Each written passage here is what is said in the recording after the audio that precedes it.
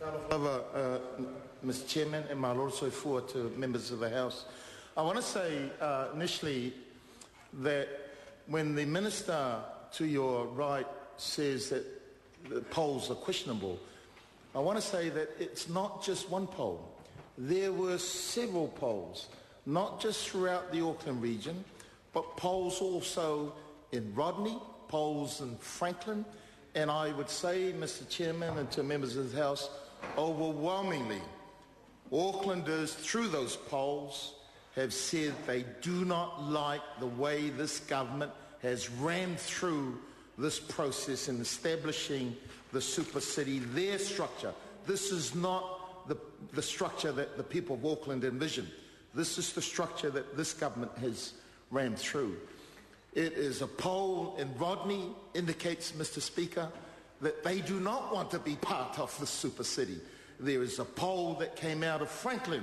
They do not want to be part of this. But overall, sir, for the Auckland region, as much as many of those people initially liked the idea and initially were thinking, yep, there were some issues that need to be addressed, the way that this government ran through the first bill, the way that this government collapsed the consultation process in the second bill, and the way, again, that there was one submitter said, are you listening?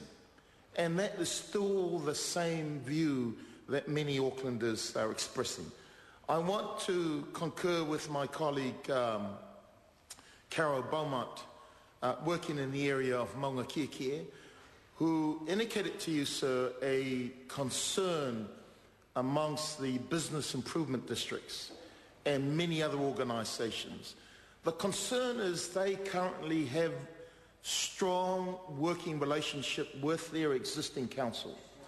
And I give you an example. In my own area, the Māngere Bridge Village Association, wonderful, run by Carol Ann Armitage, who wrote specifically to have her submission tabled before the Select Committee, was quite concerned about what will happen to them as a result of this new structure. Currently, they have targeted rates which are collected by Manukau City Council, and from that targeted rates they were able to plan their year ahead and plan their activities. One of their most prominent activities would be the Wine and Food Festival that occurs, and I've taken the leader of the Labour Party, Mr. Phil Goff, and other of my Labour colleagues to attend that, and including Phil Twyford. A brilliant event. Now, what they are concerned about is what now happens to that relationship. It is unclear to them.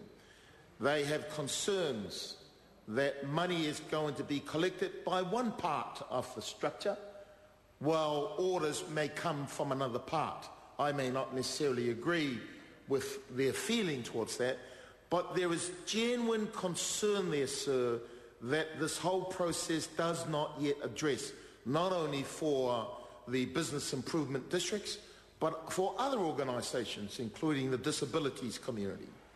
I don't know, sir, whether you've ever visited Manukau City and whether you've ever watched some of the beautiful graffiti arts that display in many of the walls of some of our town centres.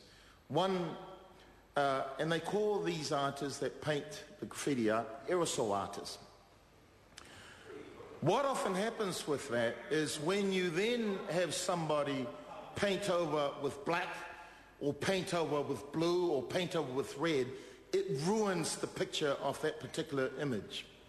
And I want to say, sir, what I have heard from this government so far about the various supplementary order papers that they may support and other supplementary order papers that they will not support, I get a sense, Mr. Chairman, that they are trying to tinker around... Sorry to interrupt the honourable member, but the time has come for me to leave the chair. The committee is suspended.